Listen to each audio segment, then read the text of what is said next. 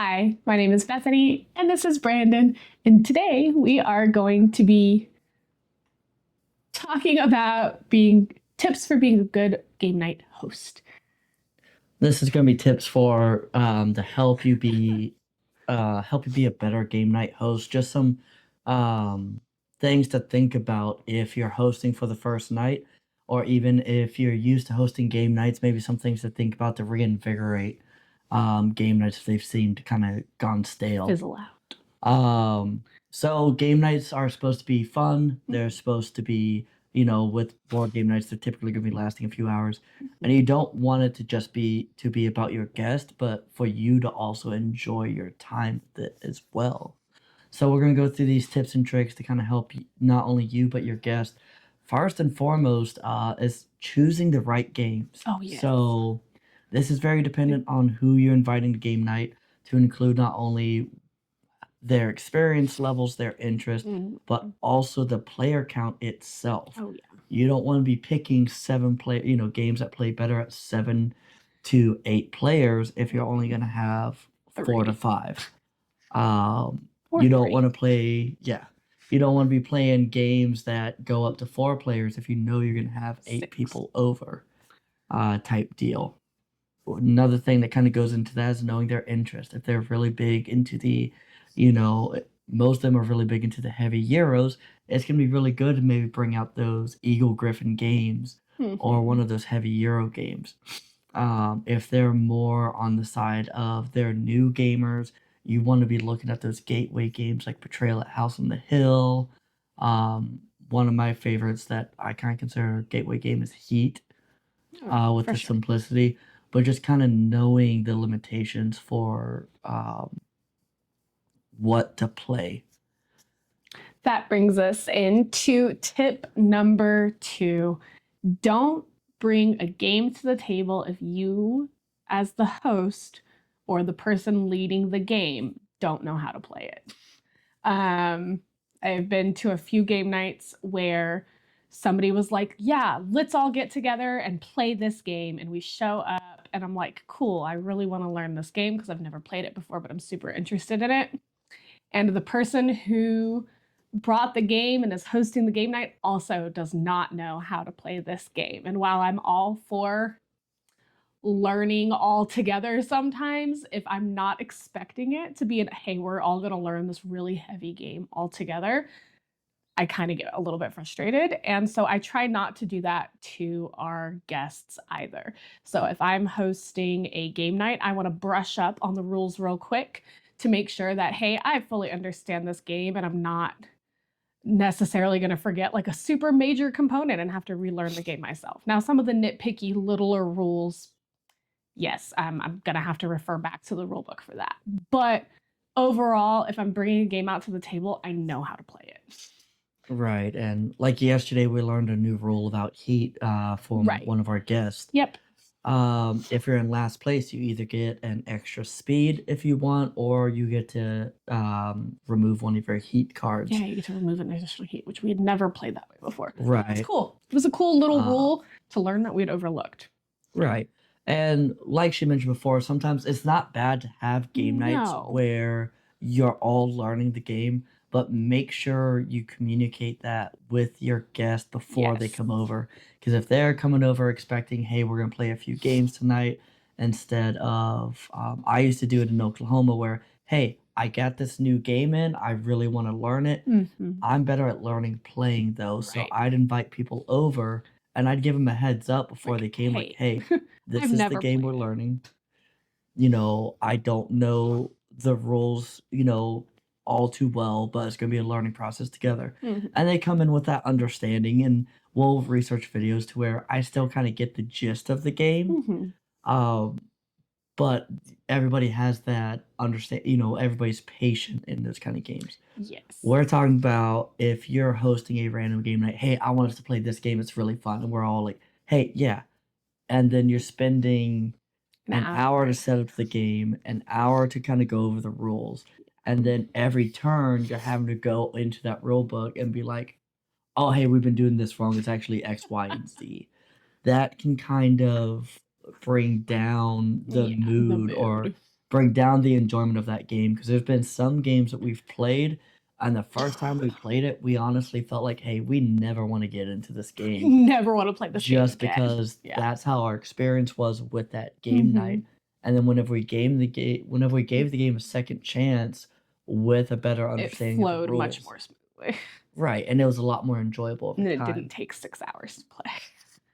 And kind of to help knocking down 6 hours to play is setting up in advance. Oh, yes. Now, if you're playing a game, something simple, Like it's not Heat really, or- a big of a deal. But if you know, hey, I'm gonna have this many people come over, this is the game we're playing. Mhm. One great example, Wonderland War. Yes. That is a very heavy game to set up. A lot of your Euro games are heavy to set up. So if Yeah. you know that's the game you're playing for the night, set it up in advance. The way we have it here, and this can't be everybody's solution, Right. depending on This size. is just our solution. We have 2 game tables for our game room. We have the main table, and then we have our spare table over here to the Right. side. So for the main table, if it is going to be a bigger game, we'll set up the game over Mhm. here.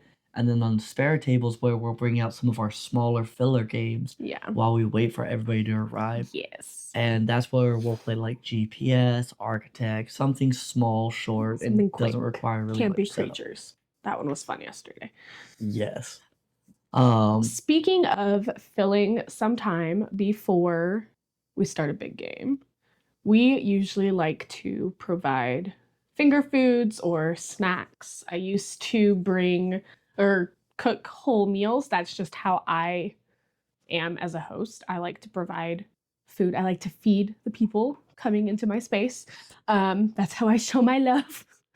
And we tend to do that. If we're doing a full meal, we'll do it before game night starts. Yeah. Be like, hey, we're gonna game at 6, but if you show up at 5, we'll have pizza, or we made whatever, Alfredo or something. And we'll feed everybody who shows up, and then we get into gamings. Last night we made Pretzel bites. pretzel bites. Yeah, just a nice little finger of food where you could kind of munch on it while you were playing games. So we like to provide food and drinks, but I know that can get a little finicky with some people. Yes. I was about to say, originally I wasn't really big into the snacks or Yeah. meals because you want to be careful. You don't want to give people Doritos and Cheetos if you're going to get upset if No messy that finger Cheeto foods. dust is going to get on your cards. No and messy whatnot. finger foods. Right. So being mindful, Being mindful of messy finger foods. right. So being mindful of that, but also be mindful of the times that you're requesting people come over for game night. Yes. If your game night cuts through the normal dinner time for people, maybe setting aside a break. Right. That's one thing we used to do. We'd get a Mhm. few games in, we'd have a break once Grubhub People or would whatever would deliver the DoorDash, food. yeah. Once our food was delivered or once our food was made, we'd take a small break to Mhm. eat, Intermission. and then we get back into the next game. You could do that. Yesterday was more of a finger food style, like, hey, Yeah. grab a plate of pretzel bites, grab a little scoop of Cheese. queso, and that worked out pretty well. It's not too messy. No. I've seen other hosts before. They had their entire loft was their game room, and they had a mini fridge with waters. I think they had sodas See, too. that would be cool. Yep, I want to do which that. Oh, we could turn that mhm. or this. I was Put a little about mini to say fridge we over need to put a little here. mini fridge in here. I'm down. I mean, our Um, fridge is right there, but like, I don't want people going in my Exactly. where I made pretzel bites and Um, my kitchen looks like a tornado ran through it. Yes. But he had a little mini fridge and he had these little bowls set up on the shelves as well that had your little snacks, like little Yeah. Chips Ahoy, Oreos, stuff like that. And that it's just a great way to be a host and Mhm. something that people remember whenever they think of like, oh, Mhm. hey, this person's having another game night, don't want to go or not. And whenever they're planning it out, like, oh, hey, like I know I'm gonna have snacks or I know I'm gonna Right. have this or that. Just those little extra details. And that kind of all combines to our next tip, which is creating a comfortable atmosphere. Mhm. So in Oklahoma, I went as far as to looking into the science of the different colors of paint. Whenever it came to my original game room, I went with a shade of green because it was it was supposed to promote more of a social setting. It was supposed to it was light enough. to where it did not constrict the room. It made it seem more open. But at the end of the day, comfortable atmosphere, making sure it's a clean area, making sure it's not cluttered, um, doing like having the lighting be right and not having that many distractors. Delilah, it's okay. That did sound like the door. It did. So one thing we add is we'll add music to the background. Whenever it comes to that, I will say to avoid distractors. So Yes. don't put on videos or movies in the background. I've done that We before. have, yeah. We would have like Rick and Morty or something playing in the background. And it's great, especially whenever you're playing with some people who take too long on turns. I am bad about it some games. Because you have You've something got to something to do, watch. but then it also turns into a distractor to where Yes. you're kind of having to remind people, hey, we're here gaming, let's get back into the game. Yes. Um, So instead of doing TV shows or YouTube videos or something like that, we try to set the mood with maybe themed music Mhm. or even just, they're all over YouTube. You can get these little ambiance videos where they have different backgrounds and stuff like that. So we like to set the mood based on what game we're playing Yep. to kind of match that theme. So if we're playing Night Cage, we might put on some creepy, spooky music in the Lower the background. lights, put out candles. If we're playing Nemesis, we might have the Aliens soundtrack going on in the back quietly, or just some space-themed Yep. ambiance happening. Versus like Everdell, I might do cute little forest-themed music and sounds. So it really just depends. Another part of making sure that you're creating a comfortable environment is making sure that your guests know where amenities are, like the restroom or snacks if they're going to go get them. You Mhm. got to make sure they know where everything is so that way nobody's confused and people aren't wandering into places of your house where you're not necessarily prepared to have guests. Right. Here, it's not that big of an issue because our downstairs layout is very simplistic. You walk in, it's the living room, and then right next to it is the restroom and the kitchen. So it's very small. But I know in our old house, people would be like, where's the restroom? Where's this? Where's that? And it's all more spread out. So. Right. And that kind of moves on to our next topic, which is promoting interaction. Yes. Creating that comfortable atmosphere helps build the interaction because as you're hosting game nights, especially with new people that you may have just, ran across, worked with, so on and so forth, there's a lot. You have introverts, you have extroverts, and you gotta be able to build a relationship amongst all different, Yes. types of people. So one of the easiest ways to do that is to have games that promote interaction. I love using games like Deception, Yes. where you are communicating as a table, you are trying to figure it out. Those are great games to kind of get people talking. One thing I used to do is I'd always kind of have a social hour before game night. So the first hour of game night was always the social hour where, hey, move around, talk, introduce each other. And you can have simple games, GPS, very low threat games kind of going on in the background for the ones who are more interested in gaming. But at the end of the day, it's just a reminder, like you are the host, you want to encourage that interaction. So not only picking the right games, but making sure you're introducing, people to others. Because for some game nights, everybody's going to know each other. And for some game nights, not everybody's going to know each other. And as a host, you kind of want to be that bridge between people. As I say, as the host, you generally know who you're inviting, but everybody else might not know each other yet. So. And that's kind of part of our next tip, which is being a gracious host. Yes. Being attentive, kind of watching the mood, and especially with the game. There's been some Wonderland War was the main thing. Was a big one. That was where I learned the tip of, hey, making sure the game's set up beforehand, because we decided on the whim in the middle of game night, hey, let's set up Wonderland War. And by the time we get the game set up, we're no longer interested in playing Wonderland War. Right. And while I was really interested in playing Wonderland War, hey, I just spent an hour setting this game up. I really want to play. some of our Uh, guests were not as enthused at the idea anymore. right. So we had to kind of pull, we had to pull away. And that's kind of knowing like, hey, this game did not set the right mood with the No. group. This is, this wasn't really there on their wavelength. So let's maybe shift it and move it to somewhere else. If like we're in a household, we have 3 dogs, 2 of them being huskies who are very big on personality. Big personality dogs. Yeah, making sure people know like, hey, by the way, we do have 3 dogs, just so because in Oklahoma especially, we'd have people bring their kids, Oh, yeah. all sorts of things. So just making sure they're aware of the house, always greeting them, not just letting people walk into your house, find a Right. place to sit at the table, greeting them, making them feel welcome, making them feel wanted. Yep. And then I'll let you kind of move on to this next one. All right. So our next tip is to keep things moving along.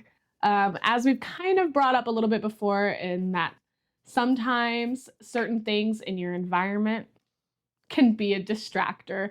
Like if you have certain music, movies, things going on in the background that can distract players from taking their turns efficiently. Other things that tends to be our biggest issue, I won't say it's always an issue, right? Our biggest thing during game nights is it's a social thing for us to do. We host game nights at our house every other week. We host game nights out of our house the opposite weeks, right? So we do understand that, hey, this is social. This might be the only time in a few weeks that you're going to see this person outside of maybe the workplace or outside of other things that you do. So it's a good time to catch up with friends. However, if you're like us and we used to host game nights on weeknights, we both still have to wake up in the morning. Yep. And that means some of these longer games where player turns and things can get kind of convoluted if we're all chit-chatting or watching TV or stuff like that. It can make a game that's only supposed to take an hour or two take several hours. Right. And I try my very, very hardest to be a very, very patient person. And I can get a little bit frustrated, and I know I can get frustrated when people are taking a very long time to complete their turn simply because they just don't realize that it's still their turn. So I like to assign myself the duty of making sure everybody knows when it is their turn on a board game. And it's not in like a rude way. I just kind of be like, okay, hey, guess it's your turn now. So and so finished, you can take your turn. But again, not doing it in a rude way, like, hey, hurry up, it's your turn, or anything like that. Just kind of slowly moving the game along in a friendly manner, because ultimately we all did come here to play a board game. Right. And socialization is important. It's a big part of our board game nights, but we still want to keep the game moving for the people who are focusing on their turns and they know exactly what they want to do next. And they're just waiting for you to take your turn. And then one thing that kind of plagues, especially nowadays, is phones. Yeah. So that's a big one. Yeah, that becomes, there'll be times where I'll even step out of some games entirely. Oh, just because if I have something going on at work where I know that's going to take a lot of my attention, I'm going to bring myself away from the game because I know, hey, I got to take care of something. This is just going to be a distractor. No, for sure. And that kind of this kind of melds a lot of our topics all into one because, keeping the game moving, keeping people attentive. Don't just think, hey, that, this person's just on their phone. No. Maybe try changing the game up. Right. Say they just might not be that interested in the game, and that's fine. Right. And if they're just glued to their phone, no matter what game you play, no matter, maybe board games isn't their thing. Right. And, that's just kind of a decision that, you may want to make. There's nothing wrong with that. No, not at all. But at the end of the day, the final tip we have is just having fun. Yes. This isn't just about your guest making, having memories to look back on. It's about you having memories as well. Whenever we think back onto our game nights in Oklahoma, there are a lot of memories we have. There were a lot of bonds we created. Oh, yeah. For sure. One of the individuals that we're staying with for TokenCon coming up, is an individual that I met through game nights. I Yes. initially met him doing a game night at one of the local stores. And then whenever I started hosting game nights, he was one of our main people Our who would bring. regulars. Yeah. Yeah, he was our main regular, and then he'd always bring over friends Right. or He would bring more family. people into our group. Yeah. So, like, this is about building friendships, building Mhm. bonds, because you never know when, you know, hey, I'm gonna be in town to go to this convention, or hey, I'm Yes. gonna be in town for this work event. So, let's hang out, let's get a game together. For sure. And if you're not having fun as a host, you're not gonna want to do it over and Oh, over and no. over again. Yeah. We got to the point where we were doing 2 game nights a week. Yes. And Yeah. that's because we found a way to enjoy it. Right. We found a Our way that we made it fit into our schedules. Yep. When we had consistent schedules, and now we're back into a phase of life where we are having those more consistent schedules again. Mhm. And so we're happy to be hosting game nights again. When we were on inconsistent work schedules, it made hosting game nights very challenging Yes. because we never knew, like, oh, like I want to do a Friday night game night, but I might have to wake up at 4 a.m. on Saturday, Right. which makes not doing it worth it. So, doing the reason why we were doing 2 game nights a week was the Wednesday game night we Mhm. did. That was your Our social. not necessarily small game, like it No. could be smaller games, but it's none of your big heavy games. No. While Wednesdays, whenever we'd plan, hey, we really want to try out,